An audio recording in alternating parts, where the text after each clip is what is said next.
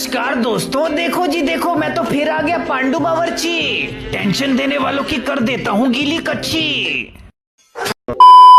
मियाँ की आंखें खुलती हैं। वो सोचता है कि क्या मैं मर तो नहीं गया। हाँ, मुझे याद आया, उस मॉन्स्टर ने तो मेरा हाथ पकड़ लिया था। जब वो अपना हाथ देखने की कोशिश करता है तो उसे पता चलता है कि वो तो बंधा हुआ है। उसकी दूसरी साइड काजुआ भी होता है जो कि बंधा होता है। उसकी दाहिनी ओर वो बुढ़ा भी बंधा हुआ होता है। तभी आई काजुआ से पूछता है कि हम कहाँ पर हैं। तभी सामने से आवाज आती है, वेलकम टू माई ऑफिस। मेरा नाम है किरायू, तुम्हारा हेल्सिन ग्रुप में स्वागत है। अब मुझे तुम बताओ कि तुम्हारे बाकी के साथी कहाँ पर छुपे हुए हैं। तभी आई कहता है कि मुझे नहीं पता तुम किस बारे में बात कर रहे हो। क्या तुम्हें सच में नहीं पता कि तुम्हारे दोस्त कहाँ पे छुपे हुए हैं? कहता है कि तुम हमारे साथ अब क्या करने वाले हो। यूँ कहता है कि टॉर्चर। तभी बुड्ढा चिल्लाने लग जाता, नो प्लीज मेरे साथ टॉर्चर मत करो ना, बड़ी हेल्प मी। चलो ठीक है, मैं तुम्हें एक और चांस देता हूँ। सो बताओ फिर वो कहाँ पर छुपे हुए हैं। तब बाबा कहता है कि मुझे नहीं पता, मुझे टॉर्चर मत करना। तभी वो काजुआ की तरफ देखता है और कहता है कि क्या वो तुम्हें तो नहीं पता। तभी काजुआ जोर जोर से मुंडी हिलाने लग जाता है। वो कहता है मुझे नहीं पता। तो तुम्हारे कहने का मतलब किसी को ही नहीं पता कि वो कहाँ पर है। कहता है कि क्या फिर तुम सच में हमें टॉर्चर नहीं करने वाले। अभी किरायू जोर जोर से हंसने लग जाता है। तुम्हें कोई गलतफहमी हो गई है, मैं तुम्हें टॉर्चर नहीं करने वाला। साइंटिस्ट होने के कारण मैं ये सब चीजें नहीं करता। तभी वो सोचते हैं थैंक गॉड ये हमें टॉर्चर नहीं करने वाला और ना ही हमें मारने वाला। कहता है कि फिर हम यहाँ से कब जा सकते हैं। किरायू कहता है कभी भी नहीं, मेरे साथियों को ये चीज पसंद नहीं आएगी। असल में तुम में से किसी एक ने मेरे मास्टर को मार डाला, तुम लोगों ने मर्डर किया है। मेरे दोस्तों को ये चीज बिल्कुल पसंद नहीं आएगी, तुम यहाँ से जाओ। अगर तुम बचना चाहते हो तो मैं तुम्हें मारूंगा नहीं, मैं तुम्हें अपने हेल्सिन ग्रुप में शामिल करूंगा, जिससे कि तुम इस जगह की सिक्योरिटी का काम करोगे। इसके कहने का मतलब होता है कि वो इनके ऊपर एक्सपेरिमेंट करके इनके मॉन्स्टर जैसा बनाएगा। तभी आई चिल्लाते हुए कहता है कि तुम क्या कह रहे हो, मुझे समझ नहीं आ रहा, किस बारे में बात कर रहे हो। तो तुम्हें नहीं पता, तुमने मेरे मास्टर का खून किया है। तभी वो उन सबको फुटेज दिखाता है। वो कहता है कि तुम्हें इसमें साफ दिख रहा ना कि तुम लोगों ने इसे मारा है, जिन्हें हम गॉड मानते हैं। तभी किरायू कहता है कि तुम्हें पता है कि ये एक अनजान ग्रह से आए हैं, इस धरती के ऊपर आके हमें पवित्र किया है। इन लोगों के पास बहुत सा ज्ञान है, ये हमारे गॉड हैं, ये ही डिसाइड करते हैं कौन जिएगा और कौन मरेगा। तभी आई कहता है कि मुझे पता है कि तुम लोगों को भी ये पसंद नहीं है, कोई तुम्हें अपने इशारों के ऊपर चलाए। मैं तो कहता हूँ कि तुम भी हमारे साथ मिल जाओ और उन कमीनों के साथ उन्हें हराने में मेरी मदद करो। तभी किरायू अपने लैपटॉप के अंदर एक फोटो को देखता है। इस फोटो को देखकर कहता है कि अगर मैं तुम तीनों को एक साथ जोड़ दूं, ये आज तक की मेरी सबसे बेहतरीन कला होगी। उसके बाद वो डॉक्टर वाले कपड़े को पहन लेता है। वो अपने हथियारों को दिखाता है जो कि बहुत सारे होते हैं। हथियारों को देखकर उन सब की वहीं पर फट जाती है। तो आज मुझे कौन सा हथियार चुनना चाहिए? मेरे ख्याल से ये आरी ठीक रहेगी। आज तो मैं तुम लोगों को सुपर ह्यूमन बना के ही छोड़ूंगा। उसी तरफ वो बाबा वो चुपचाप लेटा होता है। तभी आई अपनी पॉकेट से एक गोली निकालता है। याद आता है कि यामाबिकी ने इस गोली के बारे में क्या कहा था, वो तुझे टॉर्चर करे तो तुम चुपचाप ये गोली खा के मर जाना। आई धीरे से अगूची को कहता है अपना मुंह खोलो, ये ऐसे खत्म नहीं होगा। तभी बाबा अपना मुंह खोलता है और आई उस गोली को उछालता है। गोली अगूची के मुंह में जाने ही वाली थी, लेकिन तभी उसे कोई पकड़ लेता है। पता चलता है कि उनमें से किसी लंबे हाथ वाले मॉन्स्टर ने उस दवाई को पकड़ के डॉक्टर को दे दिया। तभी अगूची चिल्लाने लग जाता है। वो कहता है कि मेरी दवाई को मुझे वापस दो, मेरी गोली मुझे वापस दो। आयु उससे पूछता है कि ये मेडिसिन किस चीज की थी, अगर तुम बताओगे नहीं तो मैं तुम्हारे दिमाग का ऑपरेशन करूंगा। तभी बाबा चिल्लाते हुए कहता है कि प्लीज मुझे मारो और ये किस्सा यही खत्म करो। तभी किरायू पीछे मुड़ता है और कहता है कि तुम लोग चुपचाप क्यों खड़े हो, हमारा न्यू ब्रदर आने वाला है, चीयर अप करो सभी लोग। तभी वो सभी लोग जोर जोर से चीयर करने लग जाते हैं। सब कहते हैं कि हमारा भाई आने वाला है। किरायू उसके ऊपर इंजेक्शन लगाने वाला होता है, लेकिन तभी वहाँ की लाइट चली जाती है। सुमे और यामाबिकी वहाँ पे आ चुके थे। इसके बाद हम ये पैनल देखते हैं। भाई कहता है कि तुम लोग यहाँ पर कैसे आए। तभी बाबा कहता है कि मुझे लगता है उस दवाई के अंदर पॉइजन तो नहीं होगा ना। यामाबिकी कहता है हाँ सही कहा, वो एक ट्रांसमीटर था, उसकी रेडियो फ्रीक्वेंसी से हमें इस जगह का पता चला और हम यहाँ पर भागे भागे आ गए। तभी किरायू कहता है कि अच्छा तो तुम लोग भी अब आ चुके हो। लगता है मुझे तुम सबको एक साथ ही खत्म करना होगा। तभी वो एक मॉन्स्टर को बुलाता है जो कि बहुत ज्यादा ही बड़ा होता है। ये मेरा एक खास एक्सपेरिमेंट है, अगर ये एक बार किसी को पकड़ लेता है तो बीच में से कुचल देता है। इसका मतलब ये 50 किलो से भी ज्यादा ओनली इसका हाथ ही है, एक हाथ ही से भी ज्यादा ताकत रखता है। उसके ऊपर अटैक करने करने जाता, लेकिन तभी यामाबी अपने चाकू से ही उसकी पीपी के अंदर उस चाकू को सेड़ देता है। उसके बाद निकाल भी लेता है, तो मतलब कि उसका एक बड़ा ही छेद कर देता है। वो ऑन द स्पॉट वहीं पर मर जाता है। किरायू कहता है कि तुमने मुझे इम्प्रेस किया। तभी किरायू बाकी के साथियों को भी बोलता है, अगर तुम मेरे हाथों नहीं मरना चाहते तो इसे मार दो, सभी जाओ और एक साथ हमला करो। तभी वो मॉन्स्टर नासुमे के ऊपर अटैक करने के लिए एक साथ जाते हैं, बट तभी नासुमे कहता है कि इस आदमी के लिए तुम काम कर रहे हो, ये तुम्हें उल्टे सुल्टे काम करवाता है। आदमी ने तुम्हें इस तरीके से बनाया है, तुम बिल्कुल मेरे तरह हो। मैं आज तुम्हें इस जगह से मुक्ति दिलाऊंगा, तुम सब मेरे भाई जैसे हो। तभी नासुमे उनमें से 80 से ज्यादा मॉन्स्टरों की लाशों का ढेर बिछा देता है। कहता है कि मैं इम्प्रेस हुआ, तुमने एक छोटे से चाकू की मदद से सबको मारा, तुम भी जल्दी बचने नहीं वाले, तुम्हारा नंबर भी आने वाला है। ये कहते ही तभी उसके ऊपर अटैक होता है कि ये अटैक इनविजिबल बंदे ने किया होता है। तभी वहाँ पे नासुमे घायल हो जाता है। इस चीज का फायदा उठाते हुए वहाँ के सभी मॉन्स्टर नासुमे को घेरना शुरू कर देते हैं। तभी नासुमे जोर से चिल्लाता है और सीधे उस बंदे की गर्दन को काट देता है। वहाँ खड़ा डॉक्टर भी ये देख हैरान था। वो बंदा बिल्कुल एक बीस्ट की तरह वहाँ के सभी बंदों को कुत्ते बिल्ली की तरह मारना शुरू कर देता है। नासुमे घायल वाली जगह के अंदर हाथ मारता है और अपनी पसली को तोड़ लेता है। अपनी पसली की मदद से उन सबको एक एक करके मारना शुरू कर देता है। किसी की आंखें मारता और किसी के कान के अंदर। देखते देखते वो काफी बंदों को घायल कर देता है। वहाँ पे लाशों का ढेर लग जाता है। बाकी के मॉन्स्टर थे वहाँ से भागने लग जाते हैं। पर उन्हें रोकने की बहुत कोशिश करता है कि तुम भाग क्यों रहे हो, उससे लड़ते क्यों नहीं। और दूसरी तरफ यामाबी एक टेबल के ऊपर से हाथ उठाता है। थोड़ी देर तक उस हाथ को देखता रहता है और उसके बाद वो ये करता है, उस हाथ को उठाता है और वो उसका खून पीने लग जाता है। ये देख वो डॉक्टर भी हैरान था कि ये साला कर क्या रहा है। यामाबी उस हाथ को सूंघता है और कहता है ब्वाक। यामाबी उस डॉक्टर से कहता है कि तुमने तो इनके जीन के अंदर कोई बदलाव ही नहीं किया, तुमने तो बस इनके बॉडी पार्ट्स को एक साथ सिला है। ये तो बस एक नॉर्मल ह्यूमन है और कुछ भी नहीं। आखिर कहना क्या चाहते हो, साफ साफ बोलो। यामाबी कहता है, ओह मुझे कुछ याद आया, सो हम काफी लंबे टाइम के बाद मिल रहे हैं, मेरे होने वाले ससुर जी। यामाबी उसके पास जाने की कोशिश करता है। वो कहता है स्टे बैक, गो अवे, मैं एक डीमन हूँ, तुम मुझे फिर से बदनाम करने के लिए क्यों आए हो यहाँ। तभी हमें पास्ट की स्टोरी दिखाई जाती है। पता चलता है कि किरायू एक यूनिवर्सिटी का प्रोफेसर होता है जो कि अपने काम को बहुत ही ईमानदारी से करता है। बट एक दिन यामाबी उसके पास आता है जो कि एक ब्रिलियंट स्टूडेंट के रूप में होता है। यामाबी ब्रिलियंट होने के कारण किरायू उसे अपने साथ रिसर्च में मदद करने के लिए कहता है। और अब किरायू की हर एक रिसर्च के अंदर यामाबी उसको हर एक प्रॉब्लम सॉल्व करके दे देता है। यामाबी हर एक रिसर्च का क्रेडिट अपने पास नहीं रखता। वो कहता है किरायू कि तुम अपने पास रख लो, मैंने कुछ नहीं किया, इस सब चीज का क्रेडिट सिर्फ आप ले सकते हैं। इसी तरह यामाबी की मदद से किरायू एक लंबी ही सक्सेस पाता है। अगले दिन किरायू अपने ऑफिस में जाता है। जब वो दरवाजा खोलता है तो उसके सामने कुछ ये दिखता है। वहाँ से बिना कपड़ों से एक लड़का भागता हुआ आता है। सॉरी बोल के वहाँ से भाग जाता है। उसको मालूम है हमसे बच नहीं सकता, पकड़ा जाएगा, फिर भी भगाया जा रहा है। मादरचोद भगाया ही जा रहा है। मस्ती देखो बहनचोद। उसके बाद हम यामाबी को देखते हैं जो कि कुछ ये कर रहा होता है। राइब से कहते हैं कि तुम यहाँ पर क्या कर रहे हो। यामाबी कहता मैं पूरी रात यहाँ वर्क कर रहा था और कभी कभार तो एंजॉय करना जरूरी होता है ना। ये कहते ही वो वहाँ से निकल जाता है और तभी वहाँ पे बारिश भी आनी शुरू हो जाती है। थोड़ी देर बाद उसी ऑफिस के अंदर एक लड़की आती है जो कि किरायू की उसकी बेटी होती है। वो अपने डैड को पुकारती है लेकिन वो ऑफिस के अंदर नहीं होते।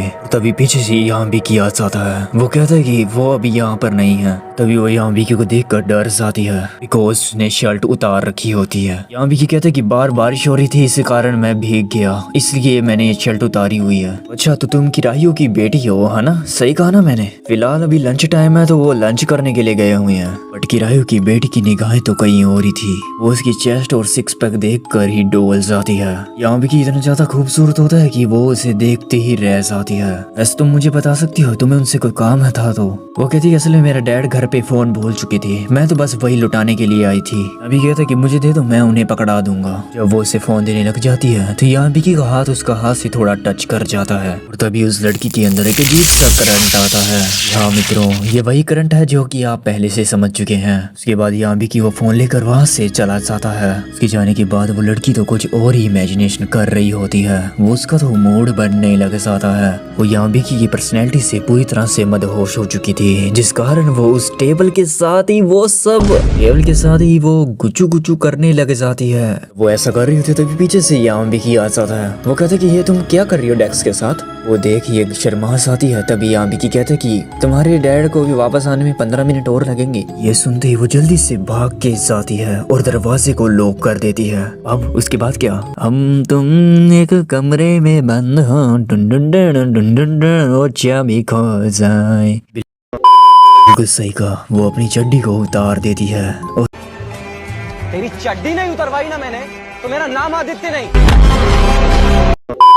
कहती है कि चलो फिर। यहाँ भी कहता है ओह तो वंडरफुल, तो चलो करते हैं फिर। उसके बाद यहाँ भी की उसकी बेटी के साथ वो सब करता होता है। किरायू दरवाजे के बाहर ये सब कुछ सुन रहा होता है। किरायू कहता है कि बच्चे फिर भी बच्चे रहेंगे। जो मैंने ट्रैप बिछाया था मुझे नहीं लगता था कि ऐसा कुछ भी होगा, ये तो बहुत आसानी से हो गया। मैं समझाता हूँ असल में ये सब किरायू का ही प्लान होता है। कोस वो यहाँ भी को अपने साथ बांध के रखना चाहता है। कोस वो उसकी कंपनी से हिस्सेदार बना रहे और इसे छोड़ के कभी भी ना चाहे। ऐसा करने के लिए वो अपनी बेटी का बलिदान देता है। के बाद किरायू यहाँ बिकी को डिनर के ऊपर बुलाता है। जब वो सब डिनर कर रहे होते हैं अपनी वाइफ को कहता है कि ये मेरी रिसर्च में मदद कर रहा है तो डरने की कोई जरूरत नहीं है। किरायू कहता है कि मेरी बेटी तुमसे कुछ बात करना चाहती थी, सुनो यहाँ बिकी। बट यहाँ बिकी तो कुछ और ही कर रहा होता है। यहाँ बिकी तो वहीं पर शुरू हो जाता है और उसकी बेटी को किस कर लेता है। तो ध्यान से देखो तो ये टच कहाँ पर कर रहा है। तो अच्छा।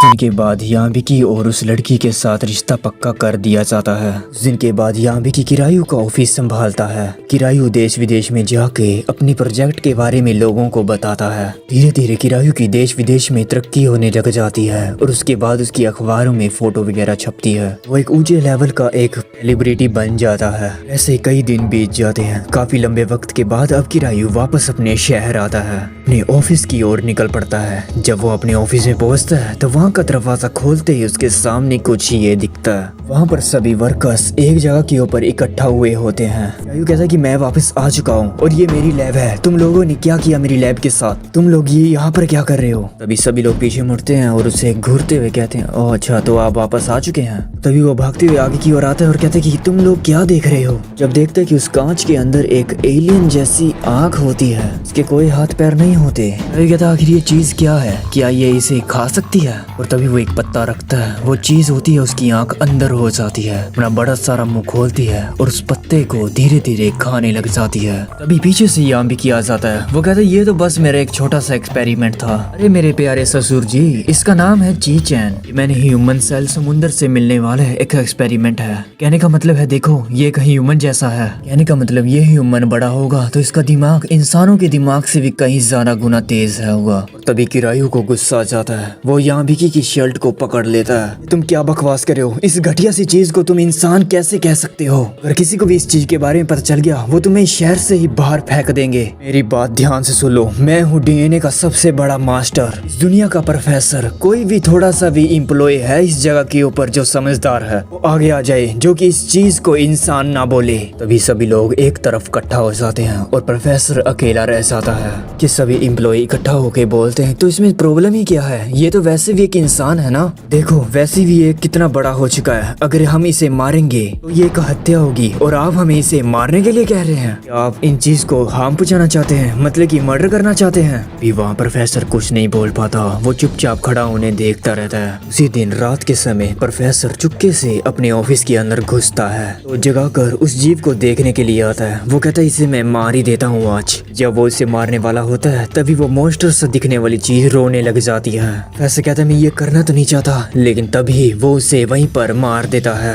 वहाँ से चुपचाप निकल जाता है। वो कहता है कि अच्छा हुआ मर गया, सब लोग मेरी तरफ होंगे क्योंकि मैं हूँ ग्रेटेस्ट डीएनए प्रोफेसर। अगले दिन प्रोफेसर जब ऑफिस के अंदर पहुँचता है तो वो देखता है कि वहाँ पे सभी एम्प्लॉय जोर जोर से रो रहे होते हैं। ये सोच रहा होता है अब इन लोगों के क्या हो गया, ये अचानक से ऐसे रो क्यों रहे हैं। तभी पीछे से यहाँ भी किया जाता है। वो कहता है यार कल रात को कुछ कर लिया मैंने, इसलिए मैं सुबह लेट उठा। तभी सभी एम्प्लॉय वहाँ पर आ जाते हैं। वो कहते हैं कि मुझे माफ कर दो यहाँ भी की, हमें ची चैन की हत्या हो चुकी है, सब में हमारी गलती है, हमने उसका ध्यान नहीं रखा। तभी यहाँ भी कहते हैं इस सब में तुम्हारी कोई गलती नहीं है, फिर क्या हो गया? किरायू का तब बनाया हुआ प्लान खराब हो जाता है, इसलिए अब किरायू एक और प्लान आजमाता है। वो उसे महंगे ब्रांड की एक दारू ऑफर करता है। यहाँ भी को इतना ज्यादा पिला जाता है कि वो नशे के टुल में हो जाता है। उसे अब बिल्कुल भी होश नहीं होता। अब वो उसे उठाकर रेडिएशन कंट्रोल रूम के अंदर ले जाता है। कहता जब तुम्हारी आंखें खुलेंगी तुम सोचोगे कि तुम गलती से नशे की हालत में इस रूम के अंदर आ गए। अब तुम कुछ ही सेकंड दूर हो यहाँ पर मरने के लिए। जगह की रेडिएशन इतनी ज्यादा खतरनाक है कि यहाँ तक 10 आदमी एक साथ मर सकते हैं। तुम होश में आओगे तो तुम्हारा सर बहुत ज्यादा दुखेगा, यहाँ तक कि तुम्हारे शरीर के कई अंग भी डैमेज हो चुके होंगे। अब तुम जल्दी मर जाओगे। दरवाजा बंद होते वहाँ पे टाइमिंग शुरू हो जाती है और एकदम से याम्बिकी को झटका लगता है और रेडिएशन इतना ज्यादा खतरनाक होता है कि वो पूरी तरह से कांप उठता है। उसके बाद किरायु भी लॉस एंजलिस के लिए निकल जाता है। वो बैठा बस कार में यही सोच रहा होता है कि अब तक वो मर गया होगा, तक उन्हें बॉडी मिल चुकी होगी। मेरा प्लान बिल्कुल अब परफेक्ट है। और ऐसे ही 1 महीना बीत जाता है और अब किरायु अपने वापस टाउन में आ जाता है। जब वो अपने ऑफिस में जाता है तो बस अपने दिमाग में यही सोच रहा होता है कि अब तक तो सब कुछ पता हो गया होगा, जल्दी सब एम्प्लॉय भागते हुए आएंगे और मुझे बताएंगे याम्बिकी मर चुका है। तो उसके ऑफिस के अंदर बिल्कुल सन्नाटा होता है, वहाँ पर कोई भी नहीं होता। और जब किरायु जल्दी से भागते उस जगह के ऊपर जाता है जहाँ पर उसने याम्बिकी को रखा था, वो देखता है कि उस जगह के अंदर तो कुछ भी नहीं है, वो जगह तो बिल्कुल खाली है। किरायु के मन में काफी सवाल होते हैं कि एक बॉडी कैसे गायब हो सकती है। जगह के ऊपर तो अब तक उसकी सड़ी हुई बॉडी मिलनी चाहिए थी। अगर उसकी बॉडी पहले मिल चुकी होती तो अब तक मुझे खबर कर दिया गया होता, बट ऐसा नहीं हुआ। तभी वो अपने कैबिन के अंदर जाके देखता है, वहाँ पे याम्बिकी बैठा होता है और अब किरायु बिल्कुल शौक हो जाता है कि ये कैसे जिंदा हो गया। तभी याम्बिकी कहता है, अरे ससुर जी आपको पता है जो आपने उस दिन मुझे विस्की पिलाई थी, उसके बाद मैं पता नहीं कैसे पेट्रोल रेडिएशन रूम के अंदर पहुंच गया था। मैं शायद नशे की हालत में मैंने कंट्रोल के साथ कुछ छेड़खानी की होगी। लेकिन जब मैं उठा तो मेरा सर बहुत ज्यादा दर्द कर रहा था, जैसे कि मैं फटने वाला हूँ। तभी मैं तुरंत जल्दी से लैब में आया, फिर मैंने खुद के ब्लड की जांच की तो मुझे पता चला कि मेरे क्रोमोसोम बिखर चुके थे, मेरे पूरे शरीर के अंदर फैले हुए हैं। तभी अचानक से यूकी चैन वहाँ पर आ गई थी, तो अब मेरे पास भी कोई चारा नहीं था, इसलिए मैंने कोई भी जो जीवित चीज थी अपने अंदर इंजेक्ट कर लिया। इसके कहने का मतलब था इसकी बेटी का डीएनए। किरायु कहते क्या मतलब, मैं समझा नहीं। जब वो मेरे पास आई तो वो कहती कि मैं भी तुम्हारी मदद करनी चाहती हूँ। तभी वो रेडिएशन रूम के अंदर चली गई, इसलिए मुझे भी उसे वही इंजेक्शन देना पड़ा। बट वो सिर्फ थोड़े समय के लिए ही उस रेडिएशन के संपर्क में गई थी, इसलिए मैंने उसे जाने के लिए रोक लिया था। अब मैं तो पहले जैसा हो गया, बट वो अब दूसरी तरफ कुछ और ही। और तभी किरायु कहता है, कहाँ मेरी बेटी, क्या किया है तुमने उसके साथ? और तभी याम्बिकी उसकी बेटी को पुकारता है, यूकी सा जल्दी आओ, तुम्हारे पापा घर पे आ चुके हैं। तभी एक टेबल के पीछे से यूकी सा बाहर निकल के आती है, जिसे देख वो पूरी तरह से शौक हो जाता है। वो कुछ ऐसी दिख रही होती है, उसके हाथ में कुछ बग होता है जिससे वो देखते ही देखते खा जाती है। मतलब कि अब वो एक चामचटिक जैसी बन चुकी है और उसकी बड़ी बड़ी आंखें हैं। और तभी याम्बिकी अपने जूते उतार देता है, दीवार के ऊपर उल्टा लमक जाता है बिना सहारे के। ये देखकर प्रोफेसर पूरी तरह से डर जाता है, वो वहाँ से दुम दबा के चिल्लाते हुए भागता है। किरायु कहता है ये सही नहीं है, पहले तो उसने मेरी लैब ले ली, उसके बाद उसने मेरी बेटी को एक मंकी बना दिया और अब मैं उसे मारने की कोशिश करता हूँ, बट वो फिर भी मरता नहीं है, वो फिर से जिंदा हो गया। He better than me, I can't win। जिनके बाद प्रोफेसर बिल्कुल पागल हो जाता है, वो सड़क के ऊपर आ जाता है। अब वो भिखारी बन चुका होता है और तभी उसके पास कुछ लैब के लोग आते हैं, उसे पकड़कर इंजेक्शन देते हैं और उठा के सीधा कार से होते हुए ह्यूमन ब्रीडिंग फैसिलिटी के अंदर ले आते हैं, जहाँ पर वही इज़मी बैठा होता है। वो कहता है कि हमें तुम्हारे बारे में काफी सुना है प्रोफेसर, कई सारे एक्सपेरिमेंट किए हैं, हम चाहते हैं कि आप हमारी फैसिलिटी के अंदर आकर अपने लैब के काम को यहाँ पर करें। जिनके बाद किरायु यहाँ की लैब में काम करने लगा और अपने अजीबोगरीब एक्सपेरिमेंट लोगों के ऊपर करने लगा। उसने अपना हेल्सन ग्रुप का नाम बनाया। अब हम प्रेजेंट में आते हैं जहाँ पर याम्बिकी कहता है, ऐसा क्यों ससुर जी, बताओ ऐसा क्यों हुआ, क्या मैं कुछ गलत कह रहा हूँ? तभी किरायु पीछे से एक पेचकस को उठाता है और याम्बिकी के दिल के अंदर मार देता है। तभी याम्बिकी उस हथियार को बाहर निकालता है और कहता है कि किसी को चोट लग सकती थी इससे। किरायु एकदम से शौक हो जाता है, ऐसे कैसे हो सकता है, मैंने डायरेक्ट दिल में मारा था। घुटनों पे आ जाता है और कहता है कि ओ गॉड, ये क्या हो रहा है मेरे साथ, तुम सब निकम्मे लोग हो, एक इंसान को नहीं मार सकते, मेरे किस काम के, मैंने तुम लोगों के लिए सब कुछ किया, तुम्हारा ध्यान रखा, लेकिन तुम किसी काम के नहीं निकले। वो उनको ऐसा बोलता है, तभी उसका फेस आधा हिस्सा कट जाता है। इनविजिबल वाले बंदे ने उसका मुंह ही काट लिया होता है और तभी नास में प्रोफेसर को पकड़ता है और उन लोगों की तरफ फेंक देता है। कभी तो तुम अपनी कभी इच्छा से कुछ करो, के बाद उसके साथ जो होता है वो मैं तुम्हें एक्सप्लेन नहीं करूंगा, वो तुम खुद देख के देखो कि उसके साथ क्या क्या होता है।